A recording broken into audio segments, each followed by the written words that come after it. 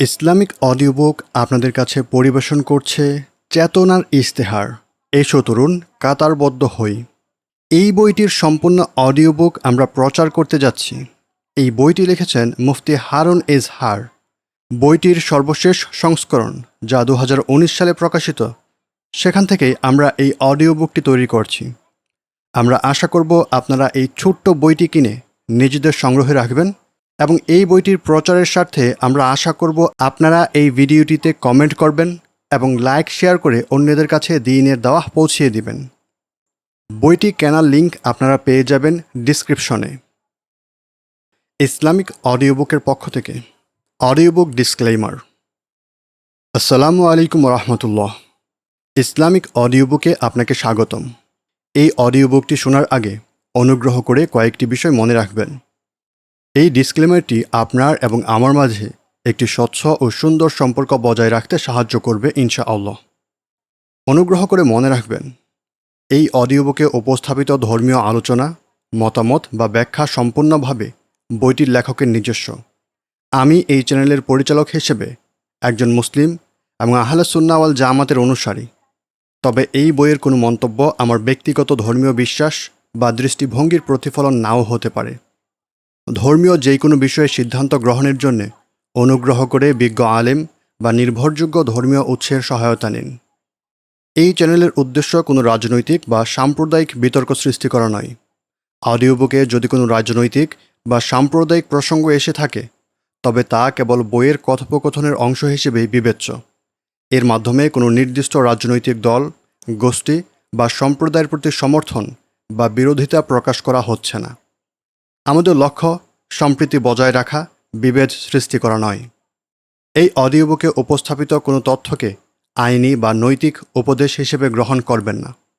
প্রয়োজনে সর্বদা একজন যোগ্যতাসম্পন্ন আইনজীবীর পরামর্শ নিন।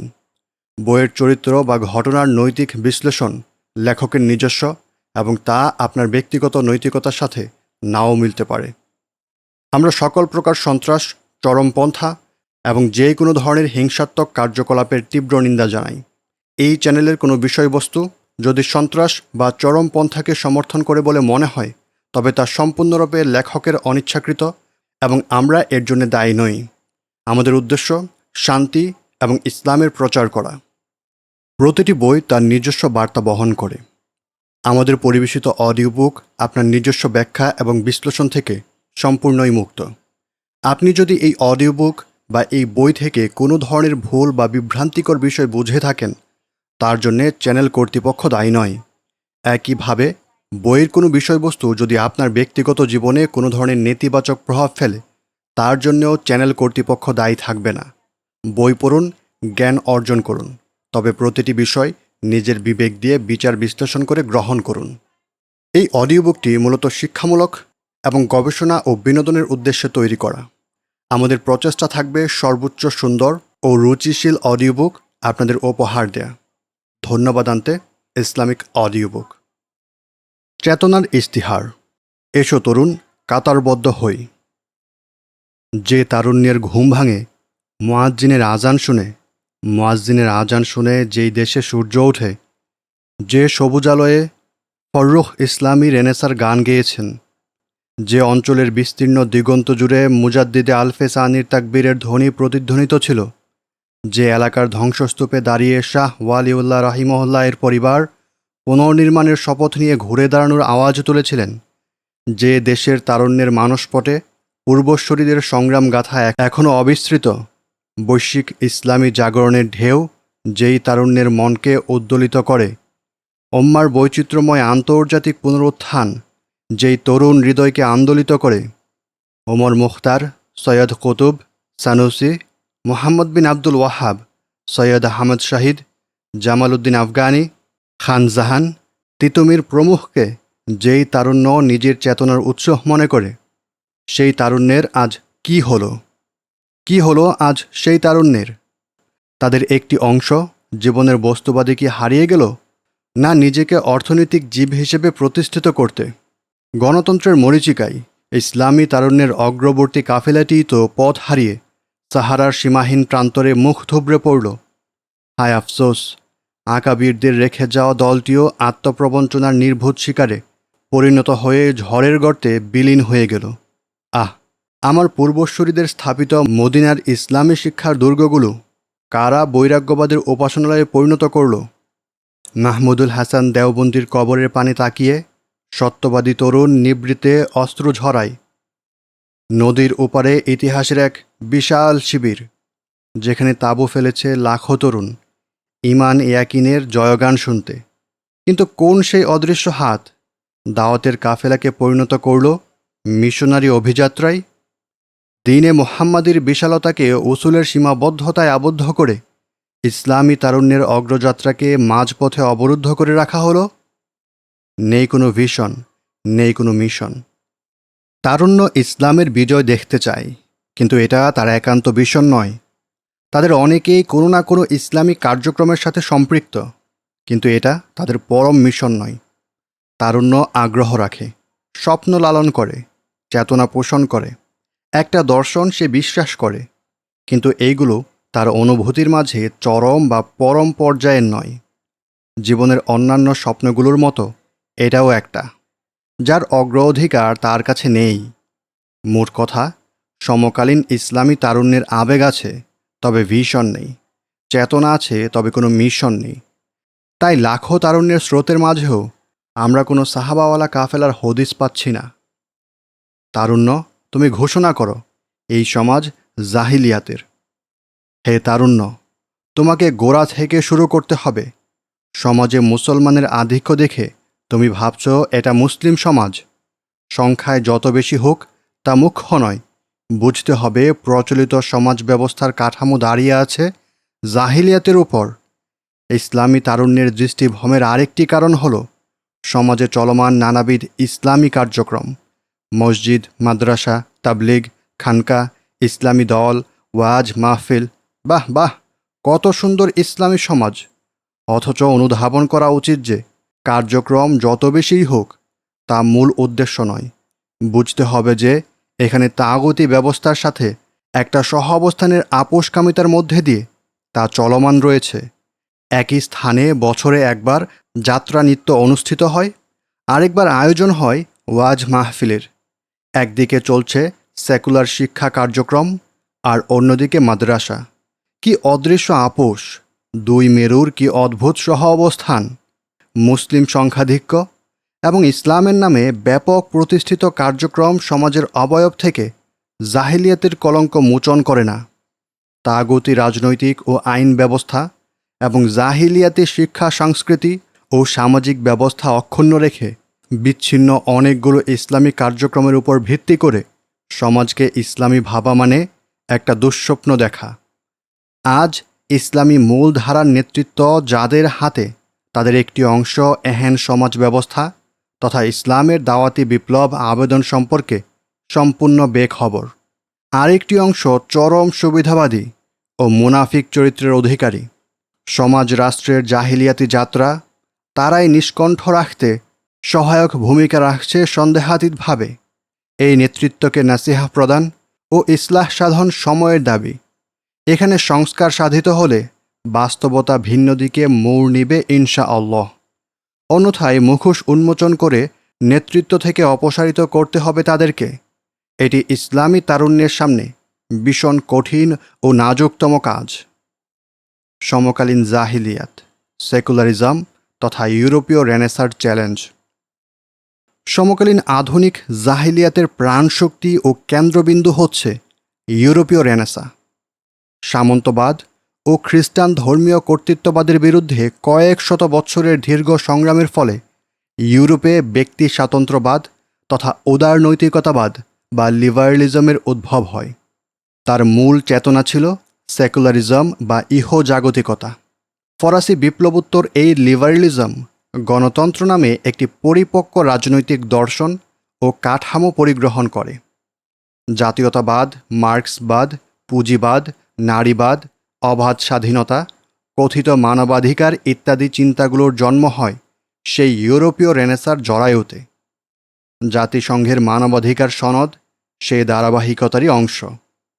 যান্ত্রিক উৎকর্ষ সাধন, অর্থনৈতিক সমৃদ্ধি ও শিল্প বিপ্লব বৈজ্ঞানিক জয়যাত্রা, অভূতপূর্ব সামরিক সক্ষমতা অর্জন তথা পৃথিবীর দেশে দেশে রাজনৈতিক কর্তৃত্ব প্রতিষ্ঠা, এগুলো একটাও আধুনিক পাশ্চাত্য সভ্যতার উৎস শক্তি নয়, বরং এই সব হলো ফলাফল।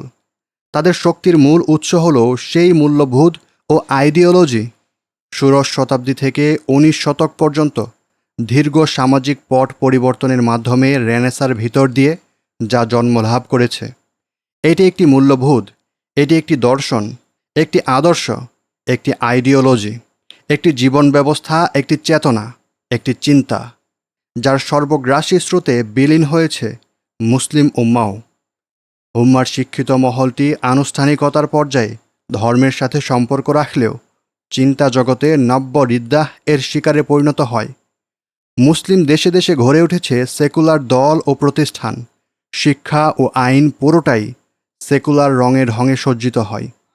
এই অঞ্চলে ব্রিটিশ দখলদারিত্বের মাধ্যমেই মূলত সেকুলারিজমের বীজ শক্ত মহীরুহে পরিণত হয়। পাশ্চাত্য রেনেসাঁর পতাকাবাহী ব্রিটিশকে তাড়িয়ে আমরা তদস্থলে কোনো আধুনিক খেলাফত ব্যবস্থা পাইনি। আমরা যা পেয়েছি পুঁজিবাদী পশ্চিমা আদলের রাষ্ট্র কাঠামো ও তাদের এই কাঠামো অনুযায়ী তৈরি শিক্ষা, অর্থ, আইন ও সামরিক ব্যবস্থা। কেননা ব্রিটিশ ও সংগ্রামের পরবর্তী সময়ের চরিত্র যতটা ছিল আদর্শিক, তার চেয়েও অনেক অনেক গুণ বেশি ছিল রাজনৈতিক। প্রচণ্ড বেগে প্রবাহমান ইউরোপীয় রেনেসাঁ লিবারেল তথা গণতান্ত্রিক পুঁজিবাদী ঝড়ো হাওয়ায় এমনইভাবে হারিয়ে গেল উপমহাদেশের মুসলমানদের সবচেয়ে বড় প্রয়াসটিও। পুঁজিবাদের জাহিলিয়াত। সামন্তবাদী জাহিলিয়াতের স্থান দখল করেছে পুঁজিবাদী জাহিলিয়াত। ইউরোপীয় ব্যক্তি স্বাতন্ত্র্যবাদের যে লিবারেল চেতনা থেকে ভোগবাদী সংস্কৃতির উন্মেষ ঘটেছে, তাই পুঁজিবাদী শোষণের দ্বার উন্মোচন করে দিয়েছে। বর্ণবাদ পাশ্চাত্য দুনিয়ার ঘৃণ্য বস্তু হলেও পুঁজিবাদের নিষ্ঠুর অনাচারকে তারা মেনে নিয়েছে অনায়াসে। মানব দাসত্ব আধুনিক আইনে নিষিদ্ধ হলেও পুঁজিবাদ তার বর্জুয়া লালসা পূরণে শ্রমিক নামের দাসত্বের নব সংস্করণ সম্পর্কে বিশ্ববাসীকে পরিচয় করিয়ে দিয়েছে অতি বিস্তৃত আকারে এবং চরম অমানবিক কায়দায়। অর্থনৈতিক এই জাহিলিয়াত রাজনীতিরও নিয়ন্ত্রক। গণতন্ত্রকে ব্যক্তির অধিকার ও স্বাধীনতার প্রতীক মনে করা হলেও তার ভেতর আগাগোড়ায় বিস্তার করে আছে পুঁজিবাদের অদৃশ্য হাত। সুতরাং এটা কোনো স্বচ্ছ মানবিক গণতন্ত্র নয়, বরং এটি হলো পুঁজিবাদের গণতন্ত্র। কর্পোরেট স্বার্থের নিগড় থেকে কোনোভাবেই মুক্ত নয় গণমাধ্যমও। সমাজ বিধ্বংসী অপসংস্কৃতির নানা অনুষ্ঠানের নেপথ্যেও কাজ করছে পুঁজিবাদী স্বার্থ। এই অর্থনৈতিক পুঁজিবাদী জাহিলিয়াত সমাজকে বিভক্ত করে রেখেছে অস্বাভাবিক শ্রেণী সংকট সৃষ্টির মাধ্যমে। আধুনিক জামানার উচ্চ, মধ্য ও নিম্নবিত্তের ক্যাটাগরি মানব সভ্যতার ইতিহাসের নিকৃষ্ট এক কলঙ্ক। এই জাহিলিয়াত চাপা দিয়েছে কুরআনিক অর্থব্যবস্থার অন্যতম বিধান জাকাতকে, আর সর্বোত্তভাবে প্রতিষ্ঠিত করেছে কুরআনিক অর্থনীতির নিষিদ্ধ বিধান সুদকে। সামাজিকতা বিবর্জিত বাহ্যিক ধার্মিকতা এই জাহিলিয়াতের পথ চলা আরও সহজ করে দিয়েছে। মুসলিম সমাজে নফল হজ ও উমরার হুড়োহুড়ি থাকলেও জাকাতের ফরজ বিধানকে এড়িয়ে চলা হচ্ছে সচেতনভাবেই। অর্থনীতি কোনো নীতিবিজ্ঞান নয়, এ কথা প্রতিষ্ঠা করে আধুনিক অর্থনীতি তার নিজের জাহিলিয়াত নিজেই ঘোষণা করেছে কোনো রাখঢাক ছাড়াই। মার্ক্সবাদ মানব জাতির এই মৌলিক সংকট সমাধানে গোড়ায় হাত দিলেও জড়বাদী দর্শন প্রতিষ্ঠা এবং শ্রেণী সংগ্রামের উপর অতিমাত্রায় জোর দিতে গিয়ে পুঁজিবাদ বিরোধী বিপ্লব সফল করতে পারেনি। তা বরং জন্ম দিয়েছে সেকুলারিজম নামের আরেক জাহিলিয়াত। সেকুলার শিক্ষা নব্য জাহিলিয়াতের প্রধান ফটক। সভ্যতার চড়াই উত্তরায়ের দীর্ঘমেয়াদী নানান ধরনের পট পরিবর্তনের মাধ্যমে সমাজের পরিবর্তনশীল পারিপার্শ্বিকতার ভেতর থেকেই পৃথিবীর বিভিন্ন অঞ্চলে বিভিন্ন রকমের মূল্যমান গড়ে উঠেছে।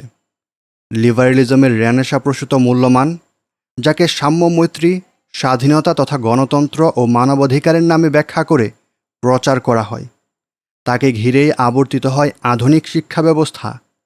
সুতরাং এই শিক্ষা ব্যবস্থা রেনেসাঁর গর্ভে জন্ম নেয়া সে উদার নৈতিকতাবাদের সেকুলার বস্তুবাদ ও পুঁজিবাদী ভোগবাদের চেতনা থেকে কোনোভাবেই বিচ্ছিন্ন হতে পারে না। যে শিক্ষায় নৈতিকতার বিষয়টি গৌণ, যেখানে মানবের কতক প্রবৃত্তির চাহিদা পূরণ করা হলেও আত্মাদিক প্রবৃত্তিসমূহের সন্তোষজনক বিধানের ফর্মুলা নেই, যেখানে বিজ্ঞানের মহত্ব বয়ান করা হলেও তার নেতিবাচক ধ্বংসাত্মক অর্থাৎ অস্ত্র, শিল্প ও বিলাসপণ্য এগুলোর দিকটিকে এড়িয়ে যাওয়া হয়, সেই শিক্ষায় মানবের প্রকৃত কল্যাণ বলতে যা বোঝায় তা যে অনুপস্থিত, এটা পশ্চিমা সভ্যতার পতনমুখী অর্থ-সামাজিক অবস্থা থেকে উপলব্ধি করা যায়। যদি বলা হয় মুসলিম বিশ্বে সেকুলার চেতনা প্রসারের সবচেয়ে কার্যকরী অস্ত্র কোনটি, তবে সন্দেহাতীতভাবে বলতে হবে তা হলো আধুনিক শিক্ষা ব্যবস্থা, আধুনিক শিক্ষা ব্যবস্থা এবং আধুনিক শিক্ষা ব্যবস্থা। লিবারেল মুখোশে নব্যরূপে ক্রুসেড ও সাম্রাজ্যবাদ। ইউরোপের রেনেসা যে লিবারেলিজমের মন্ত্রণা দিয়ে উজ্জীবিত করেছে, তাকে ইংরেজদের ক্রুসেডের চেতনা ও সাম্রাজ্যবাদের অভিপ্রায়কে বিংশ শতাব্দীতে অপ্রাসঙ্গিক করে দিয়েছিল? না। তার উত্তর হল না। সন্দেহ নেই যে আধুনিক ইউরোপ সেকুলার নীতির কারণে তার ধর্মীয় ঐতিহ্যকে হারিয়ে ফেলেছে, কিন্তু লক্ষ্য করলে দেখা যায় রিফরমেশন ও রেনেসার মাধ্যমে অভ্যন্তরীণ সমাজকে পোপতন্ত্রের নিগড় থেকে মুক্ত করলেও মুসলিম উম্মার ক্ষেত্রে ইংরেজ ক্রুসেডের চেতনা থেকে নিষ্কৃতি লাভ করেনি। আপাতদৃষ্টিতে আধুনিক ইউরোপের উত্থানকে বস্তুবাদী শৌর্যবীর্য দ্বারা বিচার করা গেলেও মুসলমানদের ক্ষেত্রে তাদের কট্টরবাদী খ্রিস্টীয় দৃষ্টিভঙ্গি পরিবর্তিত হয়নি এতটুকু। এই ক্ষেত্রে মুসলমানদের বিরুদ্ধে সবচেয়ে বড় বুদ্ধিবৃত্তিক প্রয়াসটি হল অরিয়েন্টালিজম বা প্রাচ্যবিদ্যার মাধ্যমে ইসলামী ইতিহাসের সুরাম্য প্রাসাদকে ক্ষতবিক্ষত করার প্রয়াস। মধ্যপ্রাচ্যের পশ্চিমা নীতি তেল ও অর্থনীতির স্বার্থ দ্বারাই কেবল নিয়ন্ত্রিত নয়, বরং ইসরায়েলের নিরাপত্তা বিধানের মাধ্যমে অঞ্চলের আসন্ন ধর্মীয় সংঘাতে ইহুদি খ্রিস্টানদের প্রভাব বলয় গড়ে তোলাও তাদের অন্যতম মিশনের অংশ। ক্রুসেডের পর এবার আসা যাক সাম্রাজ্যবাদের কথায়। সাম্রাজ্যবাদ তার দৃশ্যমান কায়িক মহড়া থেকে প্রস্থান করলেও তার প্রেতাত্মা স্বাধীন ভূখণ্ডে রেখে যাওয়া একটি পূর্ণাঙ্গ অর্থসামাজিক রাজনৈতিক কাঠামোর মাধ্যমে নিজের অবস্থান জানান দিয়ে যাচ্ছে। লিবারেল প্রগতির বড়ি সেবন করিয়ে স্বাধীন জনতাকে অবচেতনে সাম্রাজ্যবাদের নব্য সংস্করণ দ্বারা এক অদৃশ্য শিকড়ের বেড়াজালে বন্দী করে ফেলা হয়েছে। সামন্তবাদ মার্কা সনাতন সাম্রাজ্যবাদকে মানুষ ঘৃণা করলেও নব্য সাম্রাজ্যবাদের মুখরোচক গল্পে সক্রিয়তা বিসর্জন দানে সে বড়ই তৃপ্তি অনুভব করে। বাঙালি উগ্র ধর্মনিরপেক্ষতাবাদ, মরার উপর খাড়ার ঘা। বছরে বাঙালি মুসলমানদের জন্যে মরার উপর খাড়ার ঘায়ের অতিরিক্ত বিভীষিকা নিয়ে যা আসে তা হলো এই অঞ্চলের সেকুলার গোষ্ঠী কর্তৃক বাংলা সংস্কৃতিকে ছিনতাই করে তার উপর দখলদারিত্ব প্রতিষ্ঠা। ধর্মনিরপেক্ষতাবাদের নামে ইসলামকে বাংলা সংস্কৃতি থেকে নির্বাসিত করা হলেও পৌত্তলিকতার আবর্জনা তারা সাগ্রহে গ্রহণ করে নেয়। ইউরোপীয় লিবারেলিজম, বাংলা সংস্কৃতি, পৌত্তলিকতা, কমিউনিজম ও সুফিবাদের মিলিত উপাদান দ্বারা বাংলার আবহে জন্ম নেয় এক পাঁচমিশালি সেকুলারিজম। ফলে বাংলা সাহিত্যের মূল ধারা এই পাঁচমিশালি সেকুলারিজম দ্বারা নিয়ন্ত্রিত হয়ে পড়ে। বাংলাদেশের এই সেকুলার শ্রেণীটি না হতে পেরেছে পুরো পুঁজিবাদী গণতান্ত্রিক ইউরোপিয়ান, না হতে পেরেছে পুরো সাম্যবাদী কমিউনিস্ট, না হতে পেরেছে পৌত্তলিক হিন্দু হতে, না সঠিক মুসলমান, না পেরেছে পূর্ণাঙ্গ ঐতিহ্যবাদী বাঙালি হতে। এমন নরবরে ভিত্তির উপর দাঁড়িয়েও তারা সংখ্যাগরিষ্ঠের উপর আজ বিজয়ী, কেননা তারা একটা বিষয়ে সফল হয়েছে, তা হলো মধ্য ও নিম্নবিত্ত বাঙালি একটি শিক্ষিত শ্রেণীর মধ্যে ইসলামোফোবিয়া সৃষ্টি করা। যেই বিষয়টি এখানে প্রণিধানযোগ্য তা হলো বাংলাদেশের সেকুলারিজম খুদ এই শব্দটি ব্যবহারে ভয় পায়। এই জন্যে তারা প্রগতিশীলতা, মুক্তিযুদ্ধের চেতনা, অসাম্প্রদায়িকতা ও বাঙালি জাতীয়তাবাদ ইত্যাদির মুখোশ ধারণ করে আছে। বাংলা সংস্কৃতি ও সাহিত্যের মূল প্রবাহকে আলোকিত চিন্তা দ্বারা নয়, বরং স্বেচ্ছাচারিতার মাধ্যমে ইসলামের বিপক্ষে দাঁড় করানো হয়। বাংলা সাহিত্যে ইসলামপন্থীদের অনগ্রসরতা তাদেরকে এই সুযোগ এনে দেয়। এই অঞ্চলের মুসলিম সংখ্যাগরিষ্ঠতার আতঙ্ক থেকে বাঙালি সেকুলারিজম নিজেকে আক্রমণের ভূমিকায় শানিত রেখেছে আগে থেকেই। কেননা স্বভাবত ক্ষুদ্র শ্রেণী সবসময় সংগঠিত ও পরিকল্পিতভাবে থাকার জন্যে প্রয়াসী হয়। সামাজিক জাহেলিয়াত, যার জন্মস্থান মুসলমানের সেকুলার মনস্তত্ত্ব। পশ্চিমা সভ্যতার বৈশ্বিক জাহিলিয়াতের ন্যায় পুরোটাই আমদানিকৃত কিংবা অনুপ্রবেশকারী নয় এই জাহিলিয়াত। সামাজিক এই জাহিলিয়াত আঞ্চলিক বাঙালি ধর্মনিরপেক্ষ সংস্কৃতির ন্যায় পুরোটাই জোরপূর্বক আরোপিত নয়। এই জাহিলিয়াত অভ্যন্তরীণ এমন এক উপসর্গ যার জন্মস্থান হল বাঙালি মুসলমানদের সুপ্ত সেকুলার মনস্তত্ত্ব। স্থানীয় ও বৈশ্বিক পারিপার্শ্বিকতা হয়তো এই উপসর্গকে আরও বিস্তৃত, গভীর ও স্থায়ী করেছে। ধর্মকে কেবলই আনুষ্ঠানিকতা ঠাউর করার হিন্দুয়ানি, খ্রিস্টানি আত্মাদিক মনের সাথে সমাজের মুসলমানদের এক বিরাট অংশের মনের কোনো পার্থক্য নেই। কবর পূজার সাথে মূর্তি পূজা এবং ভণ্ড পীরতন্ত্রের সাথে পোপবাদের সাদৃশ্য আমাদেরকে তাই মনে করিয়ে দেয়। আজ কারবালার অশ্রুজ্জ্বলে ভেসে গেছে ইসলামের আবির্ভাবকালের অমর সংগ্রামের ঐতিহাসিক অক্ষরগুলো। উরসের জৌলুসে হারিয়ে গেছে সাহাবাদের রক্তস্নান দাওয়াতি আখ্যান।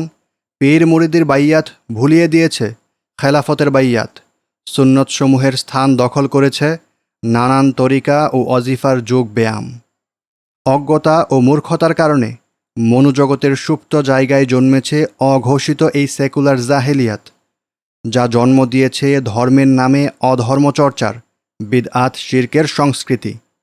পাশাপাশি জন্ম দিয়েছে ভোগবাদী সংস্কৃতির, যেখানে মুসলমানিত্বের পরিচয় অক্ষুণ্ণ রেখেই মুসলিম সমাজ অবলীলায় সাড়া দিচ্ছে স্বভাবজাত কুপ্রবৃত্তিগুলোর নগ্ন ডাকে। মুসলিম সমাজে অপসংস্কৃতির এই জাহিলিয়াত তার সরব উপস্থিতি জানান দিচ্ছে অগণিত পন্থায়। অশ্লীল নাট্যদৃশ্যের পর্দায়, হিন্দি গানের মূর্ছনায়, ভ্যালেন্টাইন ডের বেলেল্লাপনায়, 31st নাইটের উন্মাদনায়, বৈশাখী মঙ্গল যাত্রায়, কনসার্টের উত্তাল তরঙ্গমালায়, কর্মস্থলে শিক্ষালয়ে অবাধ জেন্ডার মেলামেশায়, লিভ টুগেদারে, মাদকের নেশায়, জুয়ার আসরে, লাইসেন্সধারী যৌনকর্মীদের আস্থানায়, বিনোদনের বাহারি আয়োজনে, পর্যটনে, ক্রীড়াঙ্গনে, যাত্রায়, মেলায়। ধস নামানো নৈতিকতার এহেন অবক্ষয়ও নাকি অক্ষয় থেকে যাচ্ছে হাজী সাহেবের মুসলমানিত্ব। ইসলামী পুনরুজ্জাগরণ, পাল্টা চ্যালেঞ্জ। 20 শতকের গোড়ার দিকেই ইসলামী জাগরণের হাওয়া বইতে শুরু করে। তুর্কি খেলাফতের পতনের সুখ পুনরুজ্জাগরণের চেতনাকে শানিত করে তোলে। ইসলামী তারুণ্যের হৃদয়ে আশার নতুন এক প্রভাব ফুটে ওঠে। ইউরোপীয় সভ্যতা ও সংস্কৃতির বিরুদ্ধে দার্শনিক ভাষায় আঘাত হানা শুরু হয়। কয়েক দশকের মধ্যেই গড়ে ওঠে বিশাল আধুনিক ইসলামী চিন্তা ও সাহিত্যকর্ম। জন্ম নেয় ইসলামী তারুণ্যের দাওয়াতি কাফেলা ও রাজনৈতিক প্ল্যাটফর্ম। মসজিদের মিম্বর থেকে শুরু করে সেমিনার হল এবং পর্যায়ক্রমে রাজপথ, এমনকি রাজপ্রাসাদে ধ্বনিত হয় ইসলামী জাগরণের আজান। গর্জে ওঠে ইসলামের রাজনৈতিক ও বুদ্ধিবৃত্তিক পুনরুজ্জাগরণের আওয়াজ। মুসলিম দেশে দেশে সেকুলারিজম সামাজিকভাবে প্রত্যাখ্যাত হয়। আধুনিক প্রজন্মের কাছে দুটি পথে উন্মুক্ত হয়, ইউরোপীয় রেনেসা এবং তার পাশাপাশি ইসলামী নবজাগরণের রাস্তা। মুসলিম বিশ্বের আকাশ বাতাস গণতন্ত্র, জাতীয়তাবাদ, সমাজতন্ত্রের ধ্বনি এবং অন্যদিকে ইসলামী বিপ্লবের পাল্টা ধ্বনিতে মুখরিত হয়ে ওঠে। ইউরোপ যেই স্বৈরতান্ত্রিক ব্যবস্থার বিরুদ্ধে রেনেসার জন্ম দেয়, সেই ইউরোপ আতঙ্কিত হয়ে ওই স্বৈরতন্ত্রকেই ব্যবহার করে ইসলামী জাগরণের বিরুদ্ধে। যে আধুনিক শিক্ষালয়কে তারা এশিয়ান ইংরেজি তৈরির কারখানারূপে গড়ে তুলতে চেয়েছিল, সেখান থেকেই বেরিয়ে আসতে শুরু হলো ইসলামী আন্দোলনের সুশিক্ষিত কর্মী বাহিনী। ইসলামী পুনরুজ্জাগরণবাদী আন্দোলন ইউরোপীয় সভ্যতার দুর্বলতাগুলোর বলিষ্ঠ যুক্তি দ্বারা উন্মোচিত করে, যার কোনো সদুত্তর দিতে ব্যর্থ হয় ইউরোপ।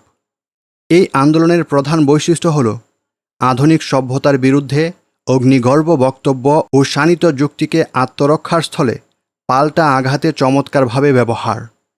ইসলামী পুনরুজ্জাগরণ ইউরোপকে বেশি প্রভাবিত করতে না পারলেও নগদ যেই ফলাফলটি তার ঝুড়িতে তুলে নিতে সক্ষম হয়েছে, তা হল মুসলিম সমাজ ও তারুণ্যের মধ্যে আত্মবিশ্বাস সঞ্চার। বিশাল ইসলামী চিন্তা ও সাহিত্যকর্মের মাধ্যমে উত্থান ঘটে একদল ইসলামী গবেষক ও চিন্তানায়কের। যাদের ক্ষোরধার বিশ্লেষণ পশ্চিমা সভ্যতার তাত্ত্বিক ভিত্তিকে কাঁপিয়ে দেয়। বৈপ্লবিক ইসলামী দাওয়াতের বাতিঘর হিসেবে অভ্যুদয় ঘটে ইখওয়ানুল মুসলিমিনের, আর উপমহাদেশে পাকিস্তান আন্দোলনের মাধ্যমে মাইলফলক রচিত হয় ইসলামী রাজনীতির। ইসলামী পুনর্জাগরণ শুধু বুদ্ধিবৃত্তিক বা রাজনৈতিক ভূমিকার মধ্যেই সীমাবদ্ধ ছিল না। দাওয়াত ও ইসলামী শিক্ষা প্রসারের মাধ্যমে তা সামাজিকভাবেও চেতনার দাবানলে ছড়িয়ে দেয়। দেওবন্দ আন্দোলন পুরো উপমহাদেশে তথা আশেপাশের অঞ্চলগুলোতে মাদ্রাসার নামে গড়ে তোলে অপ্রতিরোধ্য সামাজিক ইসলামী দুর্গ। তাবলিগ জামাত ছিল দেওবন্দ আন্দোলনের আরেক ডানা, যার কর্মছায়ায় সমবেত সারা বিশ্বের মুসলমান। প্রাথমিক ইসলামী শিক্ষার প্রসারে ইতিহাসে এত বড় তৎপরতার নজির নেই। ইসলামী পুনর্জাগরণ, আগ্রাসন ও দখলদারিত্বের বিরুদ্ধে জিহাদ আন্দোলন সূচনার মাধ্যমে এক নতুন ফ্রন্টে নিজেদের জানান দেয়। ইসলামী আন্দোলনে জিহাদের ভূমিকা সংশ্লিষ্ট হয় বিশ্ব রাজনীতির কূটনৈতিক অঙ্গনে আমূল পরিবর্তন ঘটে। পুঁজিবাদী বিশ্বশক্তির মোকাবেলায় নতুন মেরুকরণে সমাজতন্ত্রের জায়গা দখল করে ইসলাম। সন্ত্রাসবাদের প্রোপাগান্ডা চালিয়েও জিহাদি দাবানলকে শান্ত করা যাচ্ছে না, কেননা শোষণ ও দখলদারিত্বের প্রতিক্রিয়ায় জনগণের ভেতর থেকেই এই আন্দোলনের উন্মেষ। পক্ষান্তরে কিছু ক্ষেত্রে জিহাদি কার্যক্রম ব্যর্থতার স্বাক্ষর রাখছে, কেননা তা জনগণের কাতারের বাহিরে থেকে পরিচালিত এবং দাওয়াতের বৈপ্লবিক ধারাবাহিকতাকে পাশ কাটিয়ে বিচ্ছিন্নভাবে করা হয়। শিক্ষা ও অর্থনীতির মতো জটিল বিষয়গুলো বাদ পড়েনি ইসলামী পুনরুজ্জাগরণবাদী আন্দোলনের এজেন্ডা থেকে। ইসলাম ও বৈজ্ঞানিক বক্তব্যের সমন্বয়ে গঠিত হয় নতুন ইসলামিক সিলেবাস ও শিক্ষা ব্যবস্থা। ইসলামী অর্থব্যবস্থা পশ্চিমা বিশ্বের জন্যে সৃষ্টি করে চমক। তরুণ, তুমি চিহ্নিত করো ব্যর্থতার অন্তর্নিহিত কারণগুলো। দাওয়াত বিবর্জিত রাজনীতি। পরিবর্তিত সময়ের আবহে ইসলামী পুনরুজ্জাগরণবাদী আন্দোলন শত নিষ্ঠা সত্ত্বেও কিছু উপসর্গ দ্বারা আক্রান্ত হয়ে পড়ে। সমাজকে টার্গেট না করে রাষ্ট্রশক্তিকে প্রধান লক্ষ্যে পরিণত করা হয়। দাওয়াতি কাফেলা পরিণত হয় নিছক রাজনৈতিক প্ল্যাটফর্মে। আল্লামা আবুল হাসান আলী নাদভী রাহিমাহুল্লাহের মতো বস্তুনিষ্ঠ গবেষকগণ ইখওয়ানুল মুসলিমিন সম্পর্কে যেই পর্যবেক্ষণ ব্যক্ত করেছেন, তাতে তারা মনে করতেন দাওয়াত বিমুখতা এবং প্রস্তুতির পূর্বে রাজনৈতিক ময়দানে অবতীর্ণ হওয়াটাই ইসলামী আন্দোলনের ব্যর্থতার কারণ। অবশ্য সেকুলার রাষ্ট্রযন্ত্র যে দাওয়াতি কাজেও চরম বৈপরীত্য প্রদর্শন করেনি তা নয়। ইসলামী আন্দোলন নির্বাচনমুখী গণতান্ত্রিক রাজনীতি চর্চাকে অস্তিত্ব টিকিয়ে রাখার বাহন মনে করে বিপ্লবের মহান লক্ষ্য থেকে ছিটকে পড়ে গতানুগতিক রাজনীতির গর্ভে নিজেকে বিলীন করে ফেলে। রাজনৈতিক কার্যক্রমকে অব্যাহত রাখার তাগাদা থেকে জাহিলিয়াতের রাজনৈতিক সামাজিক কাঠামোর সাথে আপোষ পথ বেছে নিতে হয়েছে ইসলামী আন্দোলনকে। ইকামতে দ্বীনের লক্ষ্যে মহানবী সাল্লাল্লাহু আলাইহি ওয়াসাল্লাম তার সিরাতে দাওয়াতে দ্বীনের যে পদ্ধতি রেখে গেছেন, তা ইসলামী আন্দোলনের সমকালীন অনুশীলনে আধুনিক নিয়মনীতির মধ্যে হারিয়ে যায়। ইসলামী আন্দোলন কর্তৃক পাশ্চাত্যের আদলে দল গঠন এবং সেই আদলে কর্মসূচি প্রণয়নের দ্বারা সেকুলার এস্টাবলিশমেন্ট একটি রাজনৈতিক হুমকি অনুভব করে, যা তাদের ক্ষমতাকে চ্যালেঞ্জ করে। ইসলামী আন্দোলন এমন বার্তা দিতে পারেনি যে আমরা ক্ষমতার মসনদ দখল করতে চাই না, বরং সেটা সংস্কার করতে চাই। দাওয়াতের এই সরল উদারতার স্থলে প্রতিপক্ষকে রাজনৈতিক জটিল বার্তা দেওয়া হয়েছে। ইসলাম বনাম তাগুতের দ্বন্দ্ব পরিণত হল ইসলামী দ্বন্দ্ব ও সেকুলার দলের রাজনৈতিক লড়াইয়ে। লড়াইয়ের মেরুকরণে আদর্শের স্থলে রাজনীতি। সংকটের মূল জায়গা চিহ্নিত করার স্থলে তার বাহ্যিক অবয়বের দিকে দৃষ্টি নিবন্ধন করেছে ইসলামী আন্দোলন, অর্থাৎ সেকুলারিজমের আদর্শিক ভিত্তির উপর আঘাত না করে তার যে রাজনৈতিক বহিঃপ্রকাশ বা অবয়ব, সেটাকেই লক্ষ্যবস্তুতে পরিণত করা হলো। এমনইভাবে একটি আদর্শিক ও বুদ্ধিবৃত্তিক চ্যালেঞ্জকে মোকাবেলা করা হলো আদর্শিক লক্ষ্য বিবর্চিত রাজনৈতিক হাতিয়ার দ্বারা।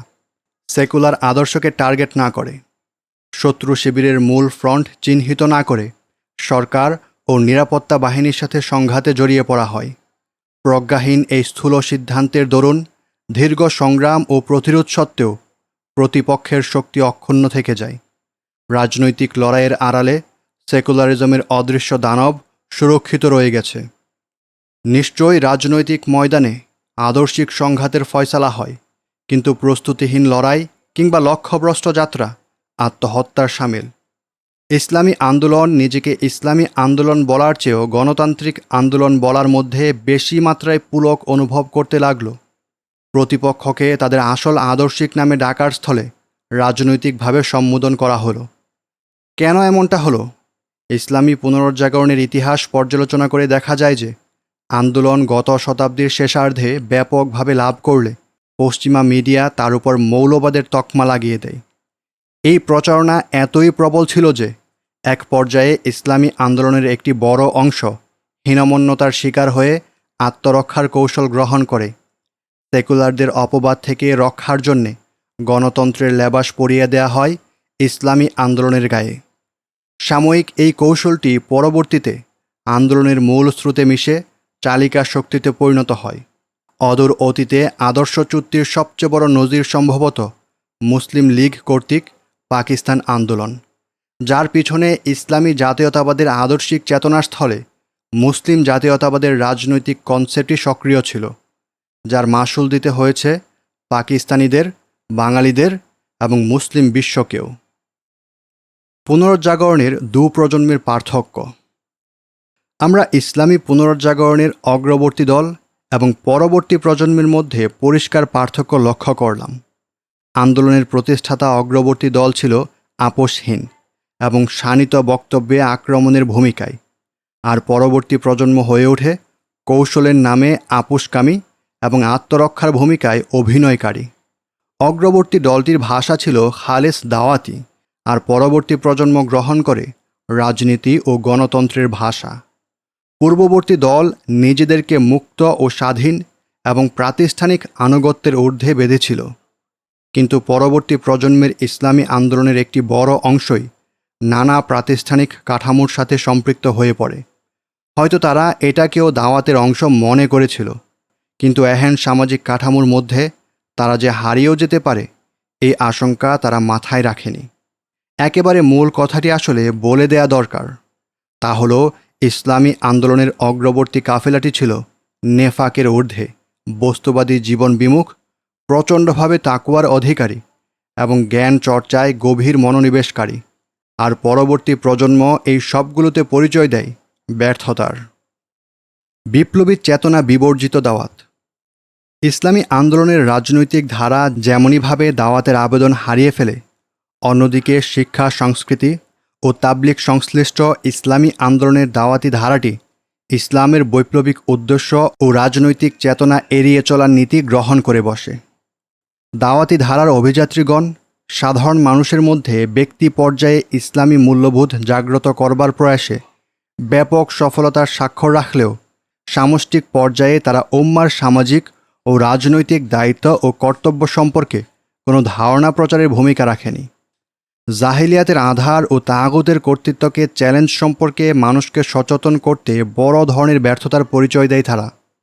সিরাতে রাসূল সাল্লাল্লাহু আলাইহি ওয়াসাল্লামের বিপরীত এক ধরনের সুফিবাদী মানসিকতা, যা ইসলামী ব্যক্তিতত্ত্বের মনস্তত্ত্বের গভীরে ঝেঁকে বসেছিল, তাই এহেন পরিস্থিতির জন্য দায়ী। পাকিস্তান আন্দোলনকে হাতের নাগালে পেয়েও দেওবন্দি বুজুর্গগণ সরলীকরণের মাধ্যমে মুনাফিকদের হাতে রাজনৈতিক নেতৃত্ব ছেড়ে দিয়ে মাদ্রাসা ও খানকার মধ্যে সীমাবদ্ধ হয়ে যান। কর্তৃত্ব প্রতিষ্ঠা ও নেতৃত্ব গ্রহণের ব্যাপারে ব্যক্তিগত অনীহা একটি মহৎ গুণ এবং ইসলামের মহান শিক্ষাও বটে, কিন্তু ইসলামী আন্দোলনের সামাজিক ও রাজনৈতিক নেতৃত্ব প্রতিষ্ঠানকে ওই ব্যক্তিগত চরিত্রের মাপকাঠিতে বিচার করা চলবে না। ইসলামী শিক্ষা ও দাওয়াতি ধারা সংশ্লিষ্টগণ দুটো বিষয়কে একাকার করেই ভুলটা করেছেন। ইসলামী শিক্ষা বর্তমান শতকের বিশাল এক পুনরুজ্জাগরণ, কিন্তু সময়ের আবহে এটাই দৃশ্যমান হল যে প্রাতিষ্ঠানিক উৎকর্ষ সাধন ও ব্যাপক অবকাঠামোগত উন্নয়নেই যেন এতদা সংশ্লিষ্ট ব্যক্তিবর্গের প্রধান লক্ষ্যে পরিণত হয়ে পড়ে অবচেতনে। এই উন্নয়নের জোয়ারে হারিয়ে গেল বৈপ্লবিক দাওয়াতের মানসিকতা। দেওবন্দের 4 মূলনীতির কথা এখন কওমি মাদ্রাসার কম ছাত্রই জানে, আর ইসলামী বিশ্ববিদ্যালয়গুলো এখন আর্থিক প্রতিষ্ঠান। অল্প যারা বেরিয়ে আসছেন তারা হয়তো ইসলামী স্কলার, তবে দ্বীনের দায়ী নন। প্রচলিত ইসলামী শিক্ষা কার্যক্রমের মাধ্যমে দাওয়াতে দ্বীনের আংশিক সন্তোষ বিধান হচ্ছে, কিন্তু ইসলামের রাজনৈতিক ও বৈপ্লবিক ব্যাপারটি এখানে বরাবরই উপেক্ষিত থেকে যাচ্ছে। বর্তমানে ইসলামী শিক্ষা ও দাওয়াতি কার্যক্রম জাহিলিয়াতি সমাজ ব্যবস্থাকে মেনে নিয়েই চলমান রয়েছে। একথা এখন বিস্তৃত হয়ে গেছে যে প্রচলিত ইসলামী শিক্ষা ও দাওয়াতি তৎপরতা ইসলামী রাষ্ট্র ব্যবস্থার অবর্তমানে বিকল্প পন্থা হিসেবে আঞ্জাম দেওয়া হচ্ছে, যা মূলত বাস্তবায়ন হচ্ছে সামাজিক উদ্যোগেই। এটা কখনো স্থায়ী পদ্ধতি হতে পারে না। শিক্ষা ও দাওয়াতি তৎপরতার সঙ্গে সংশ্লিষ্টগণ এই বাস্তবতা অনুধাবনে ব্যর্থ হয়েছেন যে যেই কাজ তারা সম্পাদন করছেন তা ব্যক্তিগত পর্যায়ে একটি গুরুদিনী দায়িত্ব ও মহাপুণ্যবান কাজ হলেও তার সঙ্গবদ্ধ ও প্রাতিষ্ঠানিক রূপায়ণের মূল দায়িত্ব কিন্তু রাষ্ট্রের, এবং কাঙ্ক্ষিত চাহিদা মেটানোর পর্যায়ে নিয়ে এই কাজের পূর্ণতা দান একমাত্র রাষ্ট্রীয় অবস্থান থেকেই সম্ভব। মোট কথা, রাষ্ট্র ব্যতীত কোনো দিন দাওয়াত ও তালিম ইত্যাদি পূর্ণাঙ্গতা লাভ করতে পারে না, মানের দিক দিয়েও না, সংখ্যা ও গণনা হিসেবেও না। সুতরাং এটা পরিষ্কার যে সব বাদ দিয়ে যদি দাওয়াত ও ইসলামী শিক্ষার স্বার্থের কথা চিন্তা করা হয়, তবুও রাজনৈতিক উদ্যোগের কোনো বিকল্প নেই। চর্চায় খণ্ডিত ইসলাম।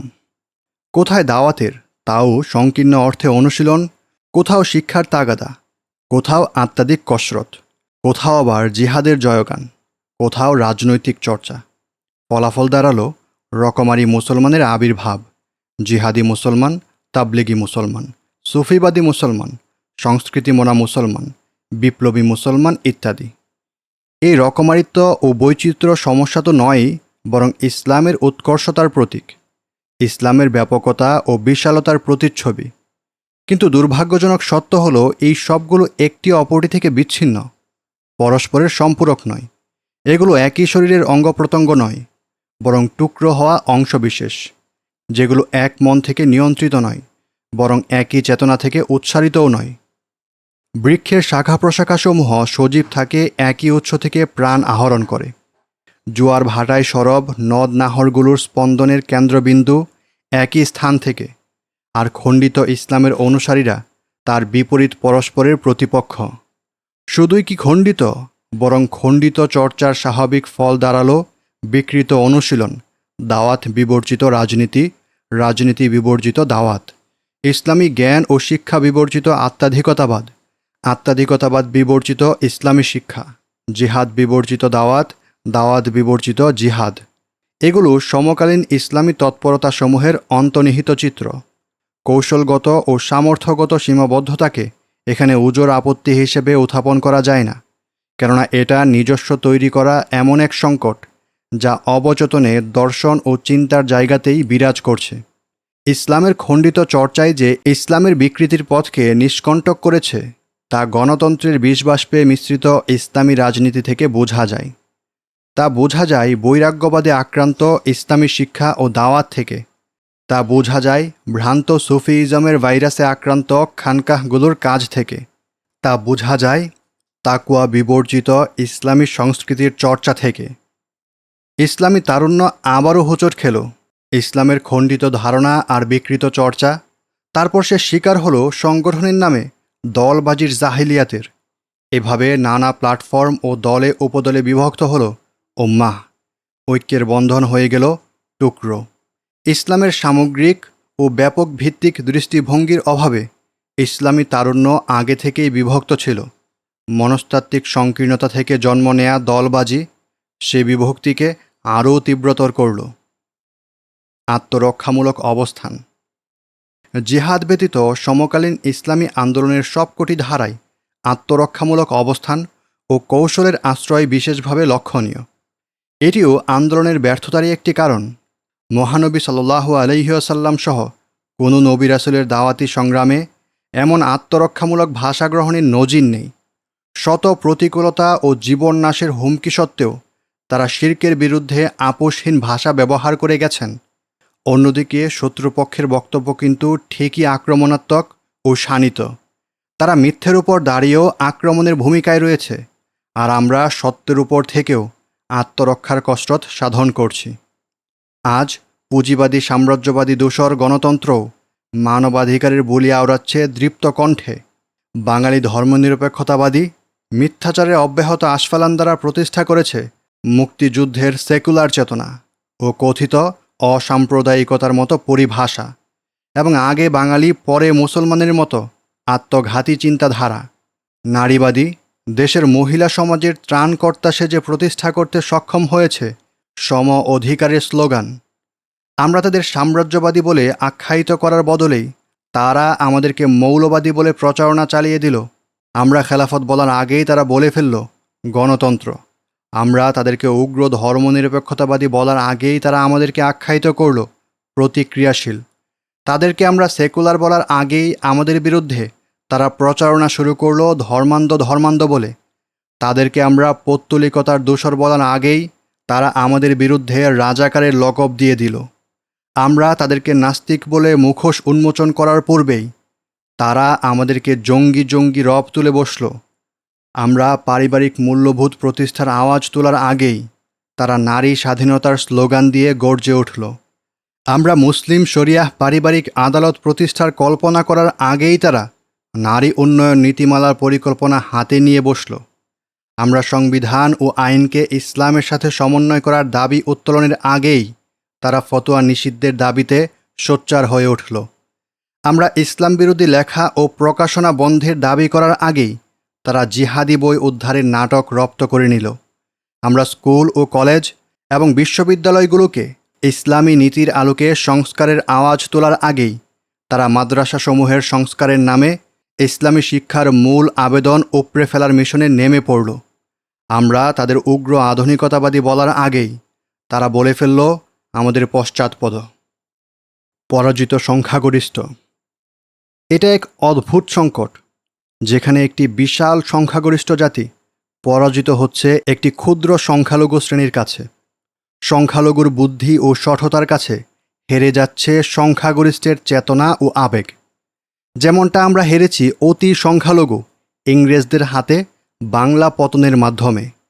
অথচ ইতিহাস বহন করে ভিন্ন নজির, যেখানে এটাই প্রমাণিত যে সততা ও স্বাধীনতার সূর্য অস্তমিত হবার ইসলামের মাধ্যমে মুসলমানেরা সংখ্যালঘু হয়েও সংখ্যাগরিষ্ঠ বিজেতাদের শাসন করেছে। কিন্তু সমকালে বৈশ্বিক পর্যায়ে আমরা পরাজিত হচ্ছি সাম্রাজ্যবাদী পশ্চিমা শক্তি ও সভ্যতার কাছে আমাদের বিশাল সংখ্যাগরিষ্ঠতা সত্ত্বেও। আঞ্চলিক ও জাতীয় পর্যায়ে আমরা পুনরায় হেরেছি সেকুলার সংখ্যালঘু অপশক্তির কাছে। বাংলাদেশের লক্ষ লক্ষ ইসলামপন্থী আজ বেষ্টিত হয়ে গেছে স্বল্প সংখ্যক মিডিয়া ও সংস্কৃতি কর্মীর হাতে। ধূর্ত সংখ্যালঘু সেকুলার দুর্বৃত্তদের অব্যাহত ও পরিকল্পিত প্রচারণায় কপুকাত হয়ে পড়েছে সংখ্যাগরিষ্ঠ মানুষের চেতনার মিছিল। সংখ্যালঘু নারীবাদীরাই রাষ্ট্রকে তৈরি করে দিচ্ছে সংখ্যাগরিষ্ঠ মানুষের আদর্শবিরোধী নারী আইন ও নীতিমালা। ধর্মনিরপেক্ষতাবাদী গুটি কয়েক বিশ্ববিদ্যালয়ের শিক্ষক রাষ্ট্রকে প্রণয়ন করে দিচ্ছে সংখ্যাগরিষ্ঠ বাঙালি মুসলমানের জাতিসত্তা বিরোধী শিক্ষানীতি। সংখ্যাগরিষ্ঠ জনতার ঐতিহ্য ও বিশ্বাসকে এড়িয়ে কতিপয় অর্বাচীন ও মুখোশধারী বিজাতীয় সংস্কৃতির প্রবক্তা অঙ্কন করে যাচ্ছে আমাদের সংস্কৃতির মানচিত্র।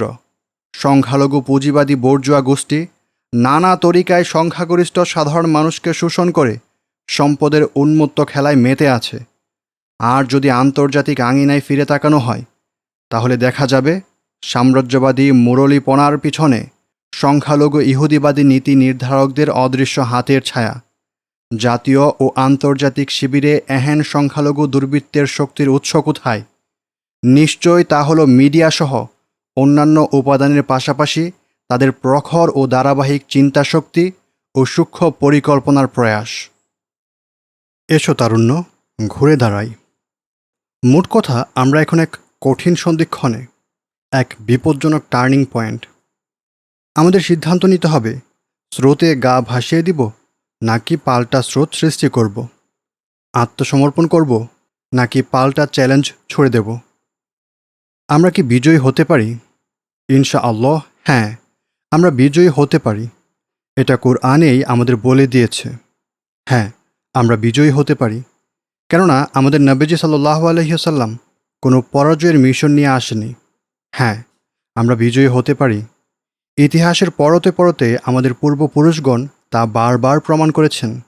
হ্যাঁ, আমরা বিজয়ী হতে পারি, যেহেতু আমরা আধুনিক সভ্যতার চ্যালেঞ্জ গ্রহণ করে তার অন্তঃসারশূন্যতা প্রমাণ করতে পেরেছি। হ্যাঁ, আমরা বিজয়ী হতে পারি এবং অবশ্যই বিজয়ী হতে পারি, যেহেতু মুসলিম দেশে দেশে সেকুলারিজমের ফর্মুলা ব্যর্থ হয়েছে। রাষ্ট্রীয় পেশিশক্তি ও আন্তর্জাতিক সাম্রাজ্যবাদী শক্তি প্রত্যক্ষ ও পরোক্ষ মদত সত্ত্বেও ধর্মনিরপেক্ষতাবাদ আমাদের অঞ্চলসমূহে সামাজিকভাবে শেকড় ঘটতে পারেনি। হ্যাঁ, আমরা বিজয়ী হতে পারি, যেহেতু আমরা গত শতাব্দীতে কমিউনিজমকে তাত্ত্বিক ও সামরিকভাবে পরাজিত ও পরাভূত করেছি। পুঁজিবাদী সাম্রাজ্যবাদী শক্তিকে নানা যুদ্ধক্ষেত্রে পরাজয়ের স্বাদ চুকিয়ে দিয়েছি। হ্যাঁ, আমরা বিজয়ী হতে পারি, যেহেতু আরব বসন্তকে আমরা ইসলামী বসন্তে পরিণত করে দিয়েছি। আমরা বিজয়ী হতে পারি, যেহেতু আল্লাহর গায়েবী সাহায্যের পাশাপাশি ভূতাত্ত্বিক বাস্তবতায় আমাদের শক্তির প্রধান অনুষঙ্গ হল সংখ্যাগরিষ্ঠ মানুষের চেতনা, যা তাওহীদের বিশ্বাস ঘিরেই আন্দোলিত, উজ্জীবিত ও অনুপ্রাণিত। হ্যাঁ, আমরা বিজয়ী হতে পারি, যেহেতু শত্রু মিত্র তত্ত্বে বিশ্বাস করি আমরা। হ্যাঁ, আমরা বিজয়ী হতে পারি, যেহেতু অনেকগুলো ভবিষ্যৎবাণীর মাধ্যমে আমাদের প্রিয় নবীজি সাল্লাল্লাহু আলাইহি ওয়াসাল্লাম আমাদের হাতে তুলে দিয়েছেন বিজয়ের মানচিত্র।